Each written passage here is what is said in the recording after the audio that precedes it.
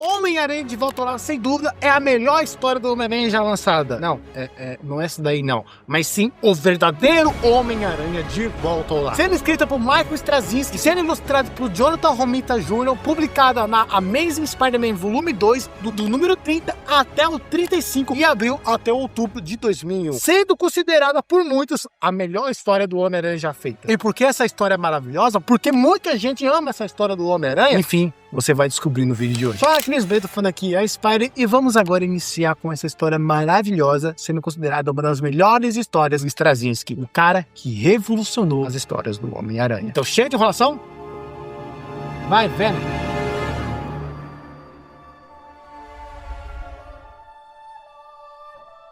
Bom, a história nos inicia com o Peter Parker conversando com a Mary Jane, e a Mary Jane falando que quer dar um tempo no seu relacionamento.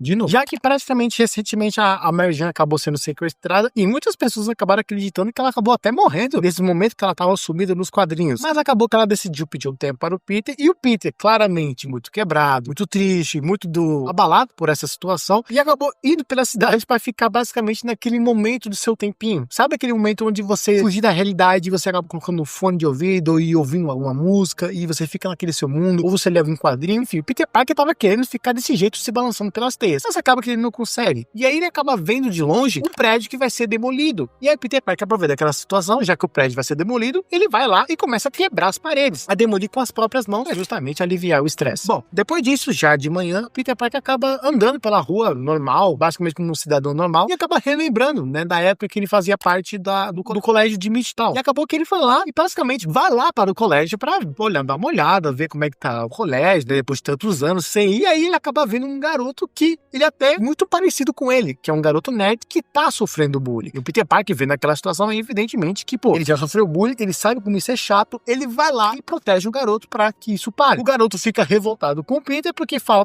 Peter, eu não sabia que o nome dele é Peter, mas ele acaba falando pra ele, olha, eles vão continuar me seguindo cada vez mais, eles não vão parar agora que você fez isso. O professor, no caso, acaba aparecendo em cena e acaba falando para o Peter que, você não precisa ajudar ele, o garoto precisa aprender assim, ou ele evolui ou morre, enfim, ou evolução ou morte, ele acaba concluindo. Bom, após isso, o Peter Parker, sabendo desse negócio dos valentões, ele já sabe que os valentões não são pessoas de boa índole. Então, ele, vestido de Homem-Aranha, começa a fazer uma tocaia, olhar os garotos como é que estão esses valentões, e acaba descobrindo que esses valentões vão roubar um carro. E aí, à noite, no momento que eles iam roubar o carro, o Peter Parker acaba aparecendo em cena para assustá-los, mas acaba que ele é surpreendido, porque basicamente um Homem-Aranha velho acaba chegando para o Homem-Aranha, ele tá grudado na parede e acaba nos revelando que o nome desse cara é Ezequiel Sims. E o Peter Parker acha aquilo estranho porque o sentido da aranha dele não apitou naquele momento. É como se realmente fosse um outro Homem-Aranha, mas acabou que o sentido da aranha não alertou ele. E aí acaba que o Ezequiel, junto com o Peter, eles acabam conversando justamente sobre isso. E aí, o Straczynski, ele traz uma nova forma, por assim dizer, mais aprofundada como funciona o Homem-Aranha. Coisa que foi aprofundada bem no Aranhaverso do Dan Slott, mas basicamente trazendo aquela ideia da religiosidade, por assim dizer. Porque é o seguinte, Ezequiel Sims acaba falando para o Homem-Aranha que basicamente o jeito que o Peter Parker ganhou os poderes não é a forma correta de se ganhar os poderes. Na verdade,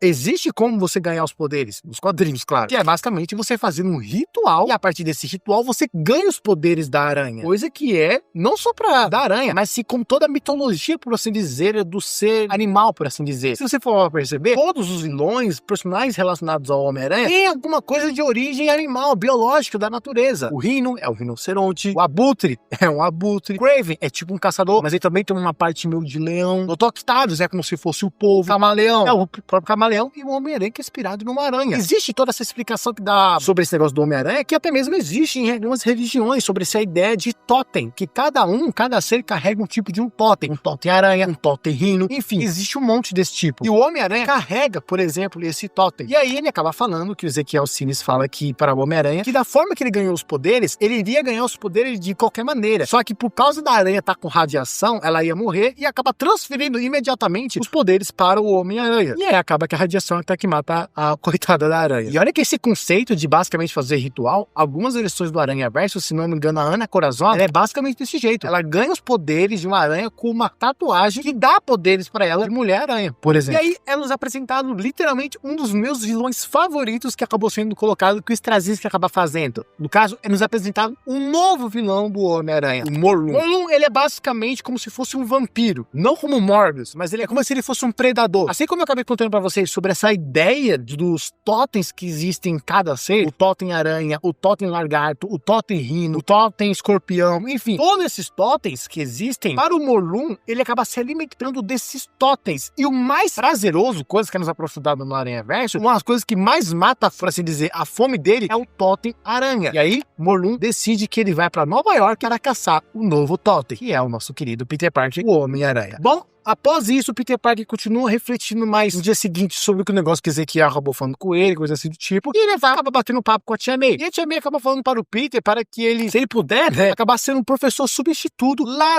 da escola do Midtown. Já acaba sendo um professor substituto, já que o Peter Parker tem até mesmo que uma graduação envolvida sobre biologia e ciência, coisa assim do tipo. Então até que dá para ele realmente dar aula. Acaba que depois disso, o Peter Parker ele vai para a faculdade, no caso para a escola Midtown, para dar mais uma visita. E aí acaba que o sentido da aranha dele volta e começa a apitar de uma forma estrondosa. Porque literalmente uma coisa que infelizmente é comum dos Estados Unidos, é estranho de falar isso, mas infelizmente acaba acontecendo literalmente dentro da escola. Basicamente o Peter Parker naquela situação fica muito desesperado, porque literalmente só tem criança, adolescente ao lado dele. Então o Peter Parker acaba falando para as crianças ficarem no canto, sei lá o que, se abaixa a mesa, sei lá o que, um monte de coisa. Ele começa a proteger as crianças, mas ao mesmo tempo ele tá preocupado, porque ao mesmo tempo que o cara pode estar matando as crianças, ou o diretor, sei lá quem, ele não pode revelar que ele é o Homem-Aranha. Por isso, ele acaba desenvolvendo tipo uma amizade com um garoto lá, onde acaba que esse garoto é muito inteligente, é um garoto muito parecido com o Peter, acaba que ele acaba criando um tipo de uma bomba de fumaça, colocando a fumaça em volta para justamente tentar atordoar o cara que tá fazendo. O cara que invadiu a escola. Por conta disso, o Peter Parker aproveita a situação, deixa as crianças seguras e acaba que ele vai embora e consegue finalmente vestir seu manto de Homem-Aranha. Peter Parker, vestido de Homem-Aranha, evidentemente, ele consegue vencer o cara de lavada. E aí, quando ele vai tirar a máscara pra realmente mostrar quem é que manda, então, por assim dizer, o cara é nos revelado que a pessoa que tá por trás da máscara é um garoto muito parecido com o Peter, que tava sofrendo bullying. E, basicamente, o garoto fica chorando, soluçando, de nervoso, porque os moleques não vão parar de bater nele, é sempre a mesma coisa no mesmo dia, é sempre isso, eu não aguento. É um momento bem pesado que acontece nisso, pesado nos dois sentidos, tanto do lado do garoto, por essa parte do bullying, coisa que muitas pessoas já devem ter sofrido, mulheres e homens já devem ter sofrido muito. Eu acredito que muitos não tiveram a atitude dele, mas ao mesmo tempo é horrível, porque infelizmente isso é uma prática comum dos Estados Unidos. E aí, né, depois desse momento bem pesado do Homem-Aranha, Peter Parker reflete sobre isso e ele acaba se vendo no garoto. Ele acaba se vendo no garoto por causa que podia ser ele naquele momento. Podia ser ele no passado, dele ter invadido a escola e ter feito, enfim, uma coisa horrível lá na escola com o Flash Thompson e com os outros aliados lá, né, que faziam bullying com ele. Mas aí, por conta da belíssima educação que ele recebeu do seu tio Ben e da sua tia May, a tia May sendo dócil, o tio Ben também sendo dócil, mas ao tempo viu porque ele fez exército, mas também um homem muito sábio, muito angélico também. Enfim, acaba que no final das contas o garoto evidentemente é preso. E aí, no final desse momento, Peter Parker decide, no dia seguinte, não ser um novo Salvador, ser um Salvador, mas um Salvador que todo mundo reconhece o rosto. Peter Parker não pode revelar que ele é o Homem-Aranha, porque senão as pessoas podem ir atrás da família do Peter. Mas o Peter Parker acaba tendo uma ideia que, tipo, se eu for esse herói, independente do que aconteça, ninguém vai machucar minha família. É um herói que todo mundo sabe que é um herói, mas ninguém vai machucar minha família, as pessoas que eu amo. Pois, finalmente, ele se decide virar um professor. Considerado por muitos a melhor profissão que o Peter Parker já teve. E aí, acaba que no dia seguinte, após o Peter Parker dar a sua aula, acaba que aparece um benfeitor, que é o Ezequiel Simmons, onde ele acaba doando humildemente $100 milhões para a escola. Humilde, né? E aí acaba que, em particular, ele acaba falando com o Peter, né, sobre toda a coisa que eu já expliquei, sobre que existe essa coisa dos totens aranhas, do totem dessa grande, por assim dizer, mundo animal, e que existe uma pessoa específica que se alimenta desses totens, mas o Ezequiel acaba falando, olha, Peter, ele está indo atrás de você. E eu só vou te falar uma coisa, ninguém aguenta ele. Ninguém, olha o que dá a entender, ninguém sobreviveu lutando contra esse cara, contra esse Morlun, né, no caso que tá querendo se referir. E até fala, pô, Peter, eu construí um local secreto que você pode ficar lá, você fica seguro. E aí o Peter Parker fala, cara, não, eu não vou pra esse local, eu vou permanecer, eu vou lutar com esse cara, independente do que acontecer, eu tenho responsabilidade, coisa assim do tipo. E aí, beleza, fica por isso. E aí, sim, mas espera aí, antes da gente continuar, eu só queria falar aqui que esse vídeo só tá sendo feito por causa que um dos nossos inscritos, no caso o Aracnofan 62, ele acabou comentando que queria essa história há muito tempo. E esse vídeo está sendo feito graças à ideia dele. Então, Aracnofan, pessoal, pra você é a lenda. E caso você queira ver vídeos que você tem ideia de histórias ou curiosidades, ou até mesmo respostas que você nunca teve sobre o Homem-Aranha, por favor, comenta aí embaixo que eu posso citar no próximo vídeo. E também vai se tornar um próximo vídeo aqui no canal, tendo a sua ideia aqui sendo executada. Enfim, Sabendo disso tudo, é evidentemente que você também tem que estar inscrito no canal para sua ideia ser executada. E também se inscreva para também estar mais a receber os vídeos sobre o Homem-Aranha. Então, por favor, se inscreva para receber isso. Agora sim, podemos continuar com o vídeo. E aí, beleza, fica por isso. E aí, sim, aparece a batalha. Morlun aparece pra frente do Homem-Aranha. E aí sim temos a batalha que é, meu amigo, é punk, é força bruta aqui. Quando os dois começam a lutar, cara, é uma luta meio parecido com, sei lá, o Invencível contra o... acho que é Imperador o nome do cara. Mano, é uma luta literalmente de destruir a cidade por assim do tipo. Peter Parker até fala que, tipo, nossa, ele é muito mais forte que o Hulk e o Thor. Nem eu, quando ele veio o suco deles, ele tinha essa força toda. Claro que ele tá falando no sentido, vou dizer assim, metafórico. Ele tá falando que ele realmente é mais forte que eles, né? Já que o Homem-Aranha nunca levou uma surra pra valer do Hulk ou perdeu uma surra pra valer do Thor. Porque se fosse do Thor, né, todo mundo já sabe o que ia acontecer. Mas aí, acaba que o Morlun acaba fazendo uma das coisas um pouco arriscadas com o Homem-Aranha, pois ele literalmente acaba tocando no Homem-Aranha. E quando ele acaba tocando no Homem-Aranha, ele acaba criando, por assim dizer, um GPS, um localizador. Por causa do totem do Aranha tá no Peter Parker, quando ele toca no Homem-Aranha, ele agora sabe aonde o Peter Parker tá. Então, independentemente pra onde ele for, ele vai saber onde o Peter Parker está. Então, ele não, independente se ele for pra algum esconderijo, coisa assim, tipo, não adianta mais. Ele já tem um GPS do Aranha, literalmente. E aí, enfim, a batalha se estende basicamente pelas ruas até a beiras. O Peter Parker ainda assim tenta resistir, mesmo muito cansado, já que o Morlun ele não se cansa. E aí o Peter Parker fica muito cansado e tenta resistir às palavras. Até mesmo em um momento da história, ele até mesmo lembra da frase do tio Ben, né? Grandes poderes, vem grandes responsabilidades. Ele chega até mesmo a explodir um prédio pra tentar deter o Morlun. Mas o cara, ele é uma montanha. Ele não se cansa, ele continua batendo do Homem-Aranha, continua indo pra frente. E aí o Peter, dessa situação toda, todo machucado, coisa assim do tipo, ele até mesmo pede ajuda para o Ezequiel. E o Ezequiel, é claro, que ele não vai ajudar no cara. Ele falou, não vou bater de frente com o Ezequiel, não, tô fora. Mas aí, como o Peter Parker não consegue vencer ele, Peter Parker não desiste. Continua lutando e salvando alguns inocentes, né? E se sacrificando,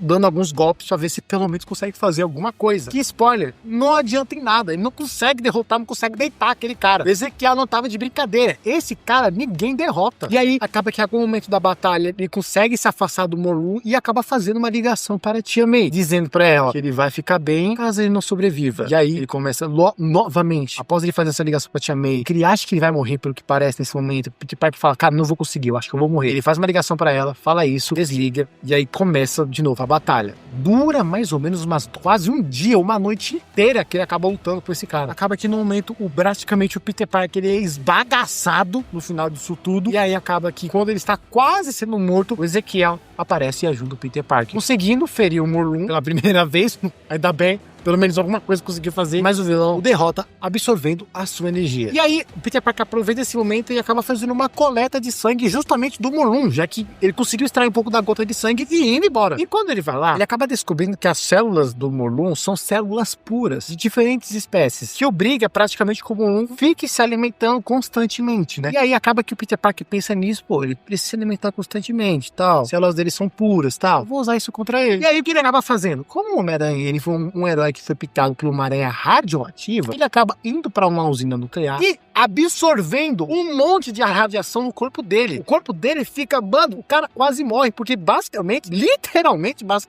ele consegue sentir seus ossos, ele até mesmo sente o seu sangue ferver da radiação que tá consumindo o corpo dele. E aí, para ele não morrer, o Morlun aproveita aquele momento e fala, pô, agora o Peter Parker, o Homem-Aranha tá fragilizado, vou conseguir extrair o totem dele. Quando ele vai extrair o totem dele, ele acaba extraindo a radiação, e agora a radiação que tava no Peter se transfere pro Morlun, e agora o Morlun fica mais fraco do que o Peter. E o Peter, ele evita todas, pai. Ele começa a dar um monte de soco do Homem-Aranha. O Morlun até mesmo, por incrível que pareça, ele implora pra sua vida. Ah, meu Deus do céu, o cara quer implorar pra vida dele. Aí o Peter Parker, enfim, não se aguenta, começa a dar um monte de soco pra realmente, não sei se a intenção dele era matar, mas enfim, ele começa a dar um monte de soco nele, e aí acaba que no final, no momento que ele tá quase matando, o Dex acaba dando um tiro na cabeça do Morlun. Dex, pra aqueles que não sabem, né, ele é o assistente do próprio Morlun. Mas enfim, acaba que ele acaba dando um tiro na cabeça dele, o corpo do Morlun se desentrega, aí acaba que basicamente o Peter Parker decide agora voltar pra casa, porque ele tá acabado depois de ter lutado contra Ezequiel, por causa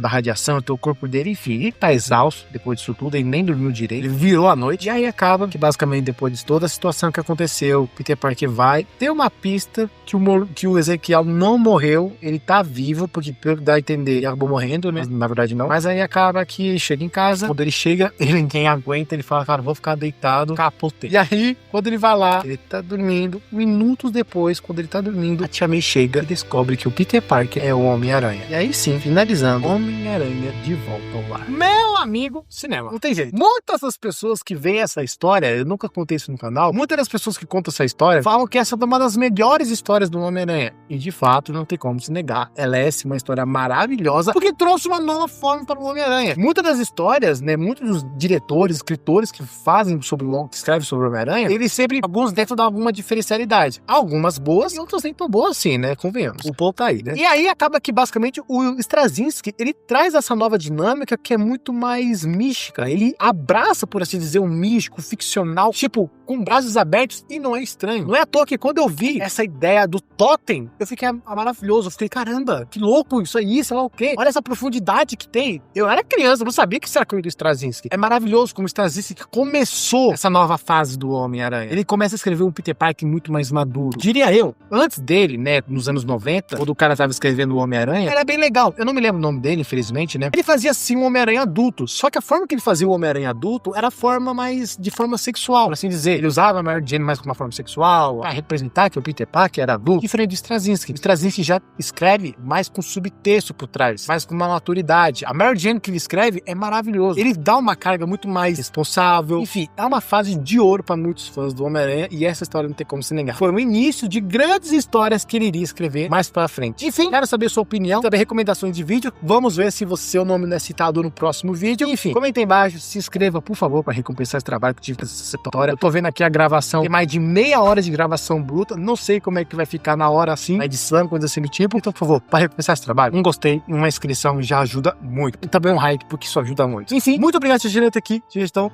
no próximo vídeo. Um beijo, um abraço, falou.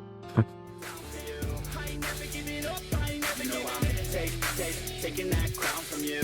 I ain't worried about your pain. So let me break it all down for you. I ain't never giving up, I ain't never giving up. I'm taking that crown from you. I ain't worried about